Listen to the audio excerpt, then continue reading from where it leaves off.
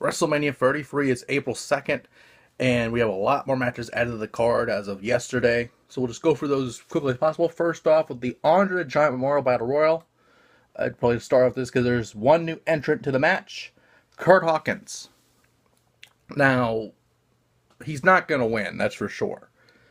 But out of the four people in the match so far, he has a good chance. It's probably not going to happen, but for now, you can't discredit him because he's only one of four people officially in the match, and three of them, by the way, are from SmackDown. Big Show's the only Raw entrant so far. So if the SmackDown heel could technically team up on the Big Show at this point, that they would have the best chance of winning, just based on so far of this match. Once it gets more and more people like a Kurt Hawkins and a Mojo Rawley or an Apollo Crews will have less and less of a chance to win. But for right now, their chances are pretty good. Next off, we have the Cruiserweight Championship match as Neville will defend the Cruiserweight Championship against Austin Aries. Aries won a fatal 5-way match last night on 205 Live to qualify for this spot. And honestly, this is very simple. Aries wins the belt at WrestleMania. I mean, you brought him in to do commentary for the Cruiserweight division for the longest time now. And his orbital bone, I don't remember if it was the left or right eye, but whichever eye it was, is now completely healed enough to where he can compete in the Cruiserweight division. He attacked Neville last week on Raw, had his debut on 205 Live last week, had a match on Raw, and now he's basically the number one contender for the Cruiserweight title. If you've never seen Austin Aries before in the ring, I mean, the guy has done it all in this business. So, Aries will win for sure. I wouldn't be surprised if Neville won, but, this is Aries, basically his I don't know how to explain it. This is unexpected. This is all unexpected. We thought he would be out for a couple more weeks, but I guess not. So you have to make a moment somewhere, and Aries will probably win the belt. Next off, we have to do some form of update on the women's match because of two names that will no longer be in it. We'll get to them later, but so far, Nikki Bella and Maryse will not be in that match. We'll get to that reason in a little bit.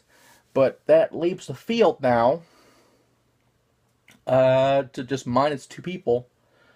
So far, it's Alexa Bliss, Becky Lynch, Carmella, Mickie James, and Natalya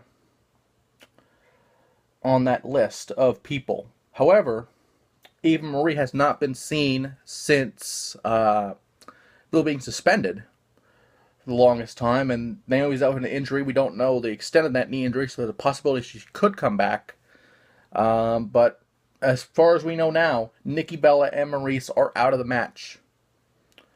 So far in the field, Alexa Bliss is the champion, of course, so she could retain, but based on everyone on the roster, I doubt she will retain the belt. Becky Lynch has a good chance, but again, will probably be canceled out by a Mickie James or something like that.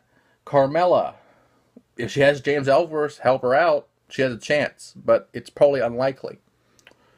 Mickie James is finally in this match. She had a deal with Alexa, but the deal never came through.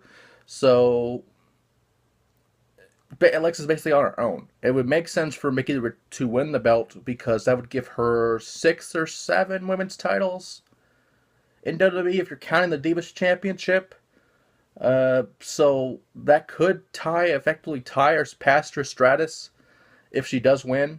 I don't think it'll happen personally, but it would be a great moment. Naomi, again, is injured, but we don't know the status on that. There's been rumors of Tamina coming back, but we don't know those for sure. Natalya, again, kind of a dark horse in this match, but again, I don't think she'll win it. So honestly, you could have Becky, Alexa, or Mickie win it, as at least this point. Yes. And is that all of them?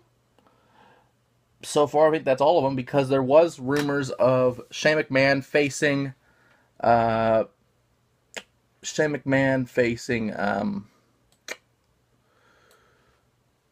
AJ Styles, but AJ got fired last night on SmackDown.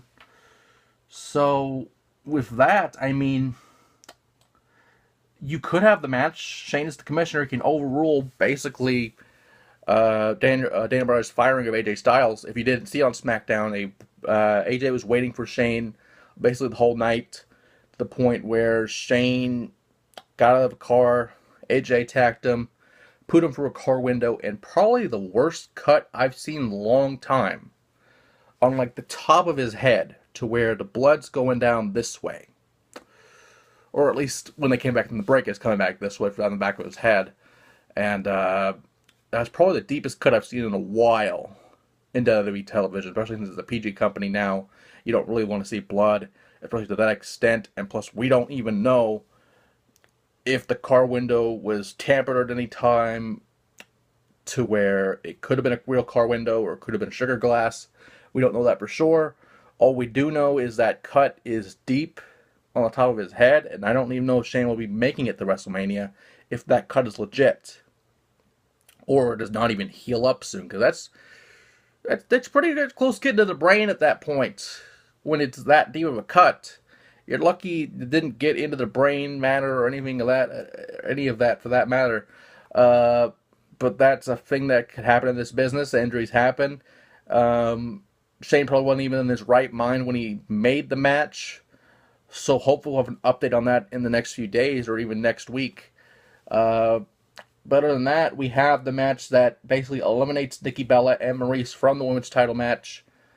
It's John Cena and Nikki Bella will face Miz and Maryse. This is probably the easiest one out of all of them. Cena and Nikki will probably win for several reasons. First off, we haven't seen Maryse in the ring for about over a decade. So we don't know how she is physically. We don't know what she can actually do in the ring. I mean, obviously, she's obviously in great shape to the point where she's coming back the way she has.